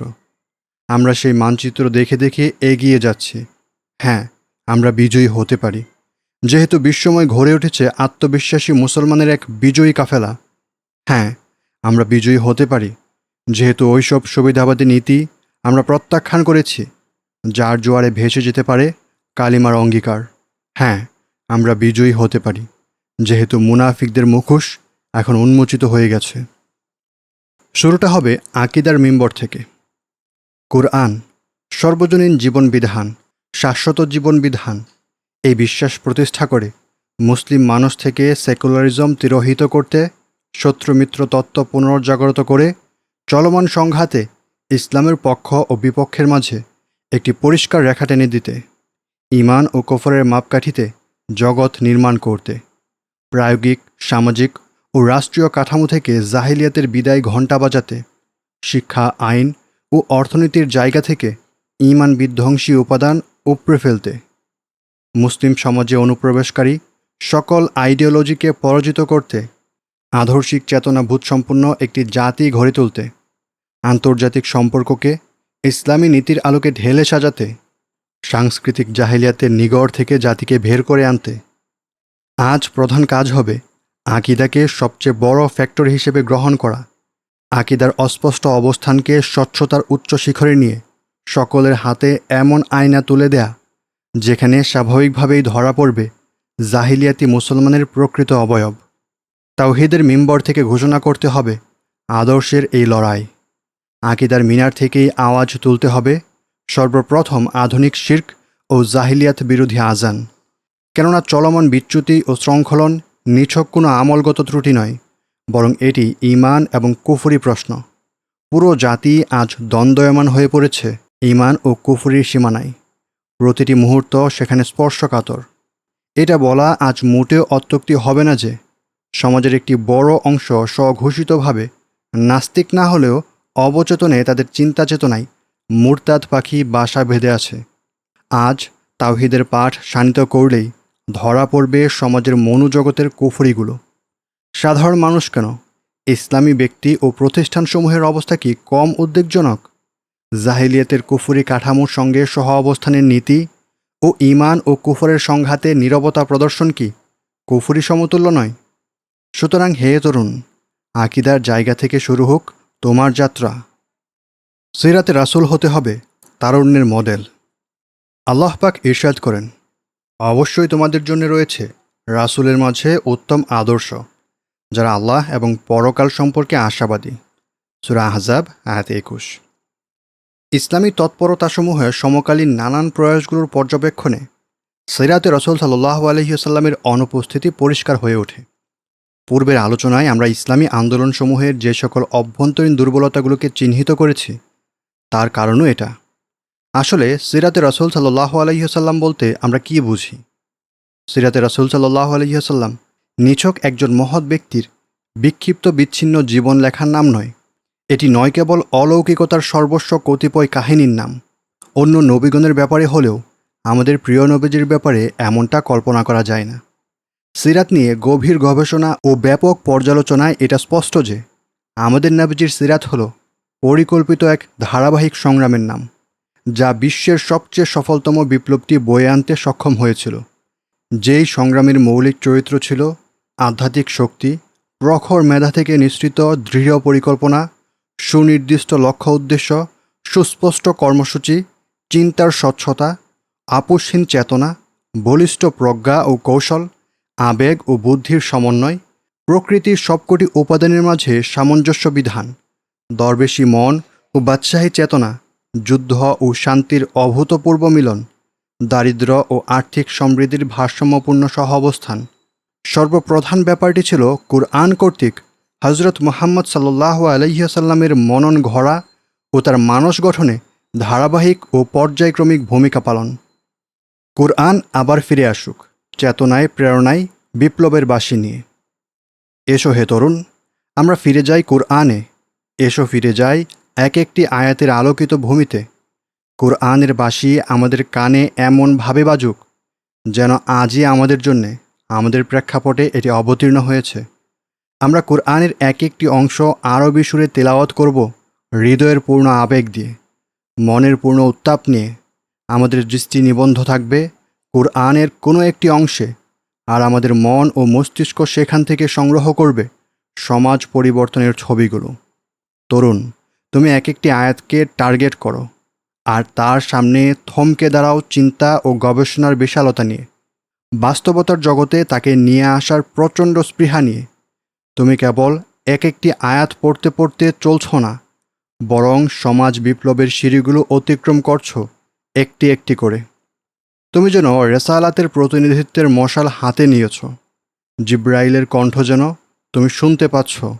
কুরআন তিলাওয়াতের মধ্যে একবার হারিয়ে যাও 1400 বছর পূর্বের দিনগুলোতে, আবার ফিরে যাও সময়ের বর্তমানে। তুমি কুরআনের ভাষায় কথা বলতে শেখো।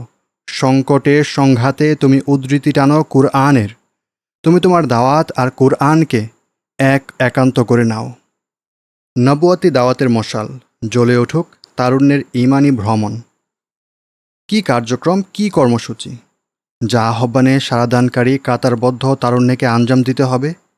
কি হবে তার এজেন্ডা, যার বাস্তবায়নে সে মরণপণ শপথ নিবে।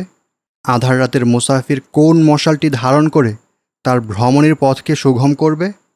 আমরা যদি কুরআনে একটু নিমগ্ন হই, যদি মহানবীর সিরাতে একটুখানি ফিরে তাকাই, যদি আমরা ইতিহাসের সত্য পাঠে মনস্থ হই, আমরা যদি আমদানিকৃত ফর্মুলা স্থলে ইসলামের সরল বৈপ্লবিক রূপরেখায় বিশ্বাসী হই, তাহলে ইসলামের সংগ্রামী তারুণ্যের জন্যে নবুয়াতি দাওয়াতের এমন এক মশালের কথা বলতে পারি, যা প্রজ্বলিত করে পৃথিবীতে ইসলাম নামের সবচেয়ে কার্যকর বিপ্লবটি সাফল্যমণ্ডিত হয়েছিল।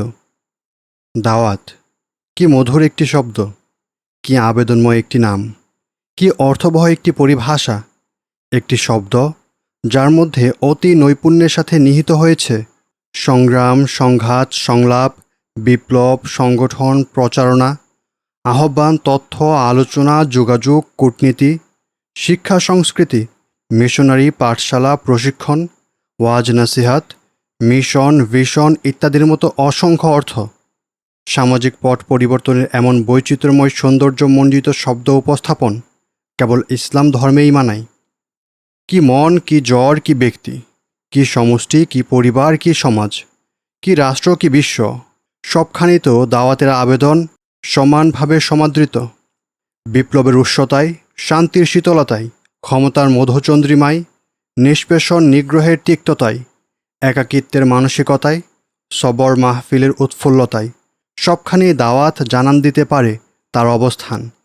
ঈসা আলাইহিসসালামের মিশনারি, মুসা আলাইহিসসালামের সংগ্রাম, সুলাইমান আলাইহিসসালামের রাজত্ব, ইব্রাহিম আলাইহিসসালামের বিশ্বভ্রমণ, লুকমান হিকমত, প্রিয় নবীজি সাল্লাল্লাহু আলাইহি ওয়াসাল্লামের যুদ্ধ জিহাদ সব কিছুই দাওয়াতের বৈচিত্র্যময় বহিঃপ্রকাশ। দাওয়াত কখনো নমরুদের তপ্ত আগুনের নিচে, কখনো নীল নদের পাড়ে, কখনো নূহ আলাইহিসসালামের কিস্তির উপর, কখনো তুর পাহাড়ে, কখনো মেরাজের ভ্রমণে। কত রকমারি চরিত্র আমরা লক্ষ্য করি দাওয়াতের অভিনয়ে। দাওয়াত বেলালকে দাসত্বের শিকল থেকে কাবার প্রথম মুয়াজ্জিনের পদে আসীন করেছে। সে দাওয়াতি আবু জাহেলকে আরব নেতৃত্বের উচ্চতা থেকে বদর কূপের তলদেশে ছুঁড়ে ফেলেছে। হজরত মুহাম্মদ সাল্লাল্লাহু আলাইহি ওয়াসাল্লামের দাওয়াতি এজেন্ডার সাথে অন্য কারো তুলনা হয় না। মাও সেতুংয়ের চীন বিপ্লব, লেনিন স্ট্যালিনের রুশ বিপ্লব, অথবা ইউরোপীয় রেনেসার ফরাসি বিপ্লবের সাথে, কিংবা আব্রাহাম লিঙ্কনের রাষ্ট্রচেতনা, অথবা মহাত্মা গান্ধীর কথিত অহিংস আন্দোলনের সাথে। পরিতাপের বিষয়, সেই দাওয়াতের স্থান দখল করে নিয়েছে কতিপয় অনুপ্রবেশকারী সংস্কৃতি ও কালচার। অন্তঃসারশূন্য লৌকিকতাপূর্ণ ওইসব রেওয়াজগুলো ধ্বংস করে দিয়েছে সমকালীন দাওয়াতের তাৎপর্য। পরিতাপের বিষয়, সমকালীন অনুশীলনে দাওয়াতের বহুরূপী আবেদনকে পুড়ে দেওয়া হয়েছে নিজ নিজ সংকীর্ণ মানসিকতার ছাঁচে। পরিতাপের বিষয়, দাওয়াত ইসলামপন্থীদের প্রধান অগ্রাধিকার বিষয় নয়, এটা তাদের কারো কারো ইন্টারেস্টের বিষয়, অন্যতম প্রধান মিশন ও ভিশন হিসেবে নয়।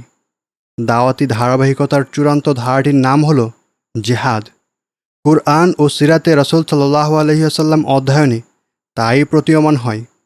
যদিও ইসলামী বিধানে নামাজ, রোজা, হজ ও জাকাতের মতো এটিও একটি, কিন্তু তা এমন এক ব্যতিক্রমী আমল যা ইসলাম প্রতিষ্ঠার প্রয়াসে অন্যতম মাধ্যম হিসেবে বিদিত। বস্তুত সমাজ বিপ্লবের প্রয়াসে সংঘাত একটি অপরিহার্য বিষয়। পৃথিবীর কোনো বিপ্লব রক্তস্নান পথ এড়িয়ে ফুলেল ও মসৃণ পথ বেয়ে আসেনি। ইসলামী সমাজ প্রতিষ্ঠার বিষয়টিও তার ব্যতিক্রম নাও হতে পারে। তবে সংঘাত কখনো লক্ষ্য ও কাম্য নয়। দাওয়াত যখন চূড়ান্ত লক্ষ্যে পৌঁছার প্রসব বেদনায় ছটফট করবে, তখন এই জাগরণে ভীত সন্ত্রস্ত হয়ে বিরুদ্ধবাদী শক্তি তা প্রতিহত করতে প্রতিক্রিয়া দেখাতে পারে। ইসলামী আন্দোলনের জন্যে এই পর্বটি হবে চরম স্পর্শকাতর।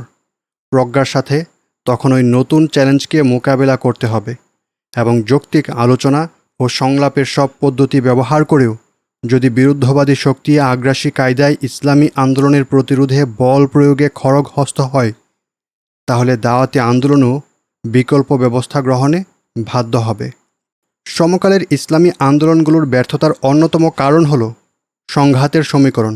সরলীকরণের দ্বারা শত্রুদের মূল্যায়নে যেখানে কেবল রাজনৈতিক সমাধানকে মনে করা হয়েছে এইটাই শুরু, এইটাই শেষ, অথচ বিরুদ্ধবাদী শক্তি হিংস্র নখর দিয়ে ইসলামী আন্দোলনকে বারবার রক্তাক্ত করতে মোটেও কুণ্ঠিত হয়নি। অন্যদিকে দাওয়াতের স্বাভাবিক ধারাবাহিকতার পথ এড়িয়ে প্রজ্ঞাহীনভাবে কিছু অঞ্চলে সশস্ত্র কার্যক্রম পরিচালিত হয়, যা স্বীকৃতি ও জনপ্রিয়তা অর্জন না করে বিচ্ছিন্ন কর্মকাণ্ডের রূপ ধারণ করে। প্রথম শ্রেণীটি আন্দোলনের দাওয়াতের স্তরসমূহে জিহাদের পর্বকে বেমালুম ভুলে গিয়ে কৌশলের নামে কাপুরুষতার পরিচয় দিয়েছে, আর দ্বিতীয় শ্রেণীটি দাওয়াত বিবর্চিত জিহাদের মাধ্যমে হঠকারিতার স্বাক্ষর রেখেছে। এই ক্ষেত্রে সংগ্রামে ইসলামী তারুণ্যের জন্য একটি নতুন চ্যালেঞ্জ হল জিহাদের উপর সন্ত্রাসবাদ ও জঙ্গিবাদের অভিযোগ আরোপ। এই চ্যালেঞ্জটিকেও মোকাবিলা করতে হবে জ্ঞান ও যুক্তি দিয়ে। জ্ঞান ও তাকওয়ার সম্মিলিত গুণ ইসলামী তারুণ্যের চালিকা শক্তি। ক. জ্ঞান। ইলম ও হিকমাহ অর্থাৎ জ্ঞান ও প্রজ্ঞা হল সমকালীন বিপ্লবী সংস্কারবাদী ইসলামী তারুণ্যের প্রধান চালিকা শক্তি। তারুণ্যকে এই গুণটি তার পথ চলায় প্রধান সম্বল ও উপকরণ হিসেবে ধারণ করতে হবে, কেননা কুরআন থেকে বোঝা যায় জ্ঞানের গভীরতা থেকে উচ্চারিত হয় বিশ্বাসীর চেতনা, যা রয়েছে সূরা নিসায়। কুরআন থেকে বোঝা যায় জ্ঞানের আলোয় সিক্ত হৃদয় থেকেই উচ্চারিত হয় তাওহীদের স্বাক্ষর, সূরা আলে ইমরান। কুরআন থেকে বোঝা যায় জ্ঞান থেকে উচ্চারিত হয় এমন প্রচণ্ড আত্মাধিক শক্তি যা দানবের শক্তিকেও হার মানায়, সূরা নামল। কুরআন থেকে বোঝা যায় জ্ঞানের ঝর্ণাধারা থেকে উচ্চারিত হয় সশ্রদ্ধ আল্লাহ ভীতি, সূরা ফাতির। আর দাওয়াতের মিশন রাসূলুল্লাহ সাল্লাল্লাহু আলাইহি ওয়াসাল্লামের হাতে ধরিয়ে দিয়ে আল্লাহ নির্দেশ করেছেন, রাব্বি জিদনি ইলমা। এই জ্ঞানকে কুরআনে বারবার ইলম শব্দ দ্বারা বুঝিয়েছে। তার বিপরীতে কুরআন ব্যবহার করেছে জন শব্দটি, যার মানে অনুমান ভিত্তিক জানা। অনেকগুলো বিষয় সম্পর্কে তথ্য সংগ্রহ করা কিংবা দার্শনিক তত্ত্বকথাসমূহের নাম কিন্তু ইলম নয়। ইলম হলো এক বাস্তবিক জ্ঞান, যার ভিত্তি ওহির উপর, মানব মস্তিষ্ক প্রসূত চিন্তার উপর নয়। আজ তাবৎ পৃথিবীর দর্শনের সকল পাণ্ডুলিপি একত্রিত করলে ফলাফল দাঁড়াবে মানব মন থেকে উদ্গৃহীত কতক দ্বন্দ্ব কথা। তার চেয়েও বরং বিজ্ঞানের পরীক্ষিত বিষয়গুলো অনেকটা ওহির জ্ঞানের কাছাকাছি। কিন্তু সমস্যা হলো, বিজ্ঞান মানব জীবনের সব দিকগুলোর সন্তোষ বিধানে কোনো সামগ্রিক ব্যবস্থা দিতে পারেনি। সমকালীন বস্তুবাদী আধুনিক ব্যবস্থার চ্যালেঞ্জ মোকাবেলা করতে হলে তার অন্যতম উপকরণ বৈজ্ঞানিক দিকটির সাথে সমন্বয় সাধন করতে হবে। শিক্ষা ও জ্ঞান ছাড়া যা সম্ভব নয়। তার প্রধান উৎস অর্থাৎ বস্তুবাদী লিবাসের চেতনার গোড়ায় দার্শনিক ও যৌক্তিক ভাষায় আঘাত হানতে হবে। শিক্ষা ও জ্ঞান ছাড়া যা সম্ভব নয়।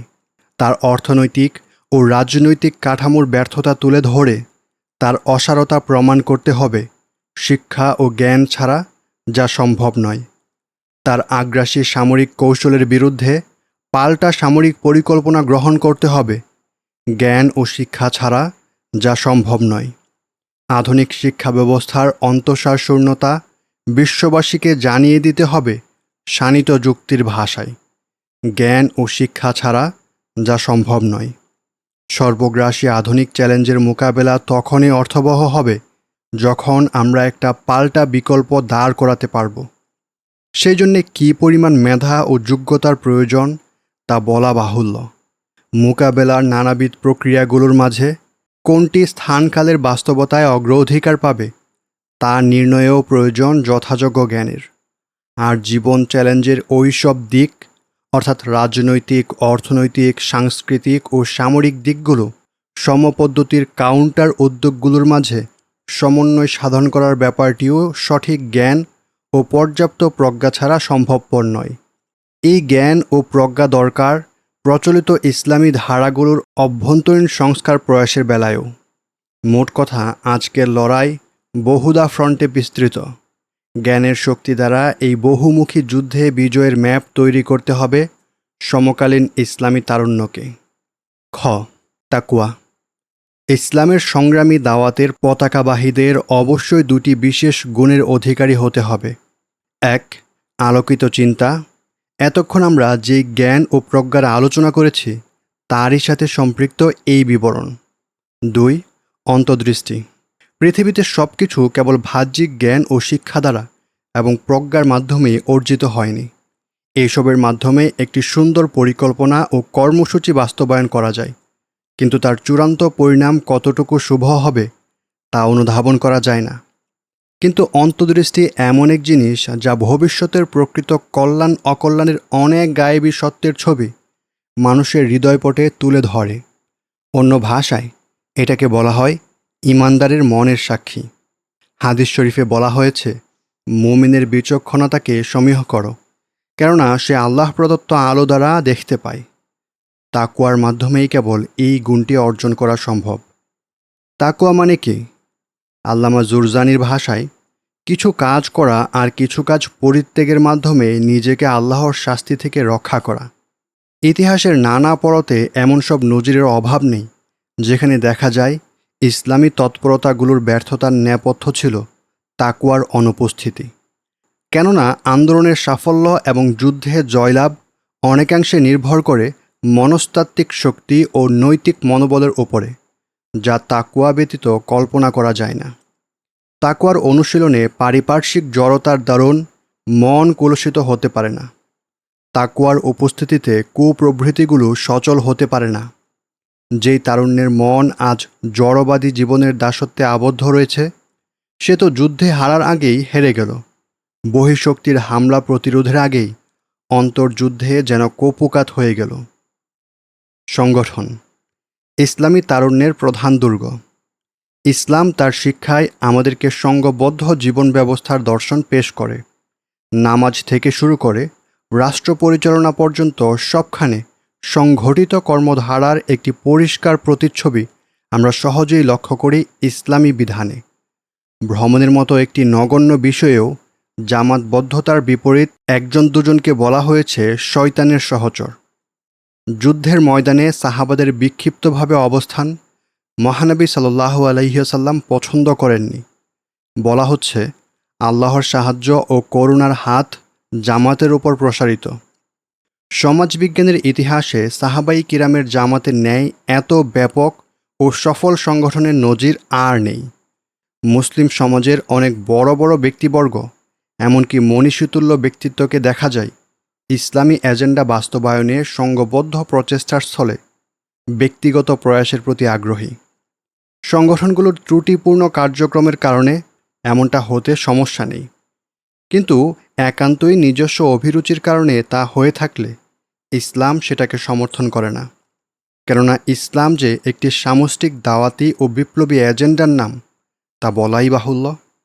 দ্বিতীয় কথা হচ্ছে, সমাজের কেন্দ্রীয় ব্যক্তিগণ সংগঠনগুলোর নেতিবাচক দিকগুলোর কারণে হতাশ হয়ে অথবা যে কোনো কারণে বর্জনের নীতি গ্রহণ করে ব্যক্তিগত উদ্যোগের দিকে যদি ধাবিত হয়ে পড়েন, তাহলে তা মুসলিম সমাজের সংকটকে কি আরও প্রকট করে তুলবে না? এই ক্ষেত্রে ওইসব ব্যক্তিবর্গের কর্তব্য হল বর্জনের স্থলে নাসিহা ও ইসলাহ এর নীতি গ্রহণ করা এবং সবর এর গুণ ধারণ করা, যা দূরদর্শী, যা সুদূর প্রসারী লক্ষ্যে অনেক বেশি ফলপ্রসূ প্রমাণিত হবে। তবে সংগঠন বলতে কি বোঝায়? সংগঠন বলতে আমরা মনে করি ইসলামী দাওয়াতের বৈপ্লবিক লক্ষ্য উদ্দেশ্য ভিত্তিক ঐক্যবদ্ধ প্রয়াস।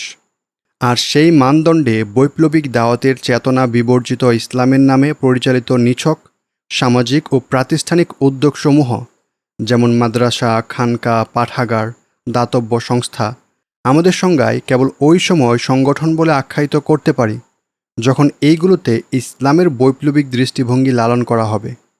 তবে এটাও অনস্বীকার্য যে এরূপ সংগঠন বলতে রাজনীতির বাজারে প্রচলিত দলাদলিকে বোঝায় না।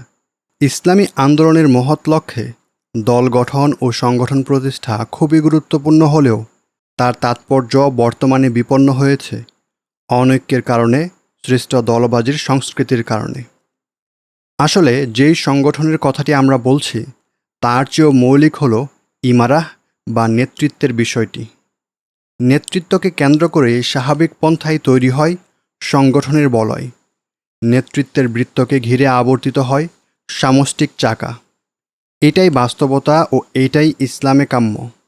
নেতৃত্ব থেকেই জন্ম নেয় সংগঠন। এটাই প্রকৃতির স্বাভাবিক নিয়ম হলেও এখন দেখা যাচ্ছে এক উদ্ভট পদ্ধতি, যেখানে নেতৃত্বকে পরিণত হতে দেখা যায় সংগঠনের ক্রিয়নকে। মুসলিম উম্মাহ যে সংকটের আবর্তে ঘূর্ণায়মান, তা থেকে মুক্তির প্রধানতম সমাধানটি নিহিত রয়েছে ইমারাহ বা নেতৃত্ব প্রতিষ্ঠার মধ্যে। বর্তমান বাস্তবতায় মুসলিম সমাজের নেতৃত্বের যে বেহাল দশা, তা আমাদেরকে জোরালোভাবে নির্দেশ করে শক্তিশালী সাংগঠনিক ধারাকে নেতৃত্বের বিকল্প হিসেবে মেনে নেয়ার দিকে। বস্তুত একটি মজবুত সংগঠন একজন সক্রিয় কর্মীর জন্যে সৈনিকের দুর্গ সমতুল্য। সংগঠন হল ইসলামী তারুণ্যের সামগ্রিক যাত্রার মধ্যবর্তী ধাপ, যা বিপ্লবের প্রাথমিক চেতনা ও পরবর্তী চূড়ান্ত লক্ষ্য উদ্দেশ্যের মাঝে একটি সেতু বন্ধন। এটি একটি গুরুত্বপূর্ণ টার্নিং পয়েন্ট, যা দাওয়াতি কর্মীকে চেতনার শিখর থেকে লক্ষ্যের উচ্চ শিখরে পৌঁছিয়ে দিতে পারে। সংগঠন জরুরি, তবে তার আগে দরকার একটি পরিপূর্ণ চিন্তা ও পরিশুদ্ধ চেতনা। বর্তমান ইসলামী তারুণ্যের আপদ হল পাকাপোক্ত চিন্তার আগেই সাংগঠনিক আনুষ্ঠানিকতার বেড়াজালে নিজেদের আটকে ফেলে বিপ্লবের মূল টার্গেট থেকে বিচ্ছিন্ন হয়ে পড়া। কিন্তু নতুন করে আবার প্রশ্ন সৃষ্টি হতে পারে যে রকমারি দলের আধিক্যের মাঝে কোন দলের ছায়ায় সংগঠিত হবে তারুণ্য? যদি দলগুলো সালফে সালেহীন অনুসৃত আকিদাহ পোষণ করে, যদি সেগুলো তাকওয়ার বৈশিষ্ট্য দ্বারা মণ্ডিত হয়, যদি সেগুলো বিদ্বেষের মানসিকতা পরিহার করে সমন্বয়ের নীতি গ্রহণ করে পরস্পরের জন্য সম্পূরকের ভূমিকায় অবতীর্ণ হয়, যদি খণ্ডিত ইসলামের স্থলে ইসলামের বহুমুখী চেতনা লালন করে, যদি সেইগুলো মুহাসাবা বা আত্মসমালোচনার মাপকাঠিতে পরিচালিত হয়, তাহলে সমকালীন ইসলামী তারুণ্যের জন্য ফরজ হল কোনো একটি সংগঠনে অন্তর্ভুক্ত হয়ে নিজের ঈমানি চেতনার বাস্তবায়নে সংঘবদ্ধ প্রয়াস গ্রহণ করে বৃহত্তর ইসলামী বিপ্লবের লক্ষ্যে কাজ করে যাওয়া। এবং সাথে সাথে উচিত হল অপরাপর দল ও সংগঠনগুলোর সাথে ঐক্য ও সমন্বয়ের নীতির আলোকে সুসম্পর্ক বজায় রাখা। ইসলামী তারুণ্যকে মনে রাখতে হবে যে বর্তমান কোনো দল, সংস্থা বা প্রতিষ্ঠান ইসলামের সার্বিক চেতনার পূর্ণাঙ্গ প্রতিনিধিত্ব করতে সক্ষম নয়। কাজের বাস্তবতায় সীমাবদ্ধতা দোষের নয়, কিন্তু চিন্তা ও চেতনার জগতে সীমাবদ্ধতা কোনোভাবেই গ্রহণযোগ্য নয়। সুতরাং ইসলামী তারুণ্যকে এই বিষয়টি মস্তিষ্কে ধারণ করেই যেই কোনো সংঘবদ্ধ প্রয়াসের সাথে সম্পৃক্ত হতে হবে। ইসলামী রেনেসাঁ নানান সংগঠনের যোগাযোগ ও সমন্বয়ের প্ল্যাটফর্ম হিসেবে প্রতিষ্ঠিত হতে চায়। এই রেনেসাঁর সূচনায় নির্দলীয় কিছু লোককে নতুন চেতনার পতাকা নিয়ে এগিয়ে আসতে হবে। ইমারাহ এর অবর্তমানে ইখতিলাফের সমাধান হবে সমন্বয়। ইসলামের সামাজিক, রাষ্ট্রীয় ও বৈপ্লবিক চিন্তায় ইমারাহ এর বিষয়টি সর্বপ্রধান অনুষঙ্গ, এ কথা বলা বাহুল্য। আজ সকলের মুখে মুখে প্রকাশ পায় মুসলমানদের অনৈক্যের কথা। তার জন্যে প্রত্যেকেই কতই না হা হতাশ করে। ঐক্যের প্রয়োজনীয়তার কথা আজ কে না বলে, কিন্তু ঐক্য শব্দটি কতটুকু মৌলিক? যে ঐক্যের কথা বলা হচ্ছে তা অনেক বেশি গুরুত্বপূর্ণ হলেও তার চেয়েও মৌলিক হল ইমারাহ এর বিষয়টি। যেমনটা আমরা সংগঠনের আলোচনায় উল্লেখ করেছি, ইসলাম কেবল ঐক্যের মহত্ব ও অনৈক্যের নিন্দায় বয়ান তুলে ধরেছে তা শুধু নয়, বরং নেতৃত্বের আনুগত্যের প্রতি জোরালো তাগিদের মাধ্যমে অনৈক্যের একটি বাস্তবসম্মত ও তাৎপর্যপূর্ণ সমাধান পেশ করেছে। মুসলিম সমাজে নিরঙ্কুশ নেতৃত্বের বিষয়টি এ যাবৎ সুদূর পরাহত হওয়ায় কি হতে পারে তার বিকল্প? ঐক্য শব্দ দ্বারা যেই বিকল্প আমরা চিন্তা করি, সেই ঐক্য শব্দটি নেহাত একটি এজমালি শব্দ, যার স্বচ্ছ কোনো রূপরেখা নেই, নেই তার কোনো সংজ্ঞা, নেই তার কোনো নিয়ম ও বিধি। আর তাই এখানে ব্যবহার করছি সমন্বয়ের মতো শব্দ। অর্থাৎ সমন্বয় হবে আমাদের পদ্ধতি আর ঐক্য হবে উদ্দেশ্য। ঐক্য একটি উদ্দেশ্যপূর্ণ বিষয়, যা কোনো কর্মপদ্ধতি হতে পারে না। আমাদের মূলনীতি: ১. এটি প্রচলিত অর্থে গতানুগতিক কোনো দল নয়, বরং এটি এমন উন্মুক্ত প্ল্যাটফর্ম যা ইসলামী সমাজ বিনির্মাণের লক্ষ্যে চলমান সকল ইসলামী ধারাগুলোর সাথে সমন্বয়ের নীতি অবলম্বন করবে। সমাজ বিপ্লবের একমুখী লক্ষ্য স্থিরকরণে এই সংস্থা সেতু বন্ধনের ভূমিকা অবতীর্ণ হবে। ২. এই সংস্থার মুখ্য চরিত্র ও বৈশিষ্ট্য হল আপোষহীন আদর্শিক দাওয়াতি চেতনা, যেখানে সুবিধাবাদী নীতি অগ্রাহ্য হবে এবং কায়েমি স্বার্থবাদ অবিবেচিত হবে। ৩. এটি একটি বুদ্ধিবৃত্তিক প্রয়াস যা আধুনিক দান্দিকতার সংকট ও ব্যর্থতা তুলে ধরে প্রজ্ঞাপূর্ণ ভাষায় ২১ শতকে ইসলামী এজেন্ডার শ্রেষ্ঠত্বের বয়ান উপস্থাপন করবে। এই বিষয়ে এই সংস্থা আংশিকভাবে থিঙ্ক ট্যাঙ্কের ভূমিকায় অবতীর্ণ হবে। ৪. এটি একটি সংস্কারবাদী কার্যক্রম যা আধুনিক জাহিলিয়াতের মূল্যবোধের মোকাবিলায় ইসলামের নির্ভেজাল চেতনাকে ফিরিয়ে আনতে সচেষ্ট হবে এবং ইসলামী তৎপরতাসমূহের মধ্যে দুর্বলতার উপাদানসমূহ চিহ্নিত করে বিশুদ্ধ পর্যবেক্ষণ প্রদান করবে। ৫. সংস্কারবাদী চেতনা বাস্তবায়নে সামাজিক, রাজনৈতিক সর্বক্ষেত্রে ইসলামের নাসিহা তথা আমল বিল মারুফ ওয়া নাহি আনিল মুনকারের নীতি অবলম্বন করবে। ৬. ইসলামী সংগঠন ও প্রতিষ্ঠানগুলোর সাথে এই সংস্থার সম্পর্কের মৌলিক ভিত্তি হবে সর্বাত্মক সহযোগিতা ও সমন্বয়ের উপর। ইখতিলাফের ক্ষেত্রগুলোতে সমালোচনামূলক তর্ক বিতর্ক ও আক্রমণাত্মক ভূমিকার স্থলে ইতিবাচক পন্থায় নাসিহা ও ইসলাহের নীতি গ্রহণ করবে। ৭. সংস্থা ইসলামের রাজনৈতিক আদর্শে বিশ্বাসী হলেও গতানুগতিক ক্ষমতামুখী প্রবণতা এড়িয়ে যাবে, তবে উপর উল্লেখিত নীতিসমূহের আলোকে তার রাজনৈতিক দৃষ্টিভঙ্গি বাস্তবায়ন করবে। ৮. তারুণ্যকে অগ্রাধিকারের ভিত্তিতে দাওয়াতের কাজে সম্পৃক্তকরণ সংগঠনের অন্যতম লক্ষ্য হবে। ৯. এই সংস্থা একটি প্রকাশ্য মিশন যা সরকারি, বেসরকারি প্রভাবশালী মহলে ইতিবাচক ও গঠনমূলক দাওয়াতি তৎপরতা গ্রহণ করতে সচেষ্ট থাকবে। ১০. দাওয়াতের যথাযথ প্রতিফলনে এই সংস্থা অত্যাধুনিক সকল উপকরণ ও কলাকৌশল প্রয়োগে সিদ্ধহস্ত হবে। ১১. বৈশ্বিক রাজনীতি ও কূটনৈতিক ক্ষেত্রে সংস্থার নীতি হল নিপীড়িত মুসলমানদের মুক্তির সংগ্রামের জেহাদকে সমর্থন এবং পাশাপাশি অমুসলিম সরকার ও সংস্থাগুলোর সাথে অব্যাহত যোগাযোগের মাধ্যমে দাওয়াতি ও রাজনৈতিক সংলাপ চালিয়ে যাওয়া। সমাপ্ত। আলহামদুলিল্লাহ, এরই মাধ্যমে আমরা শেষ করছি ধারাবাহিক বুদ্ধিবৃত্তিক সিরিজের সর্বশেষ বই মুফতি হারুন ইজহার লিখিত চেতনার ইশতিহার। এসো তরুণ, কাতারবদ্ধ হই এই বইটির সম্পূর্ণ অডিও বুক। আমরা এই বইটি প্রচার করছি সম্পূর্ণই আপনাদের অনুরোধের ভিত্তিতে। আমরা আশা করব আপনারা এই বইটি সকলের মাঝে প্রচার করবেন, আমাদের চ্যানেলে সাবস্ক্রাইব করবেন এবং সকল ভিডিওতে কমেন্ট এবং লাইক করবেন যেন আমাদের ভিডিওগুলো অন্যদের কাছে পৌঁছে যেতে পারে। ধন্যবাদ।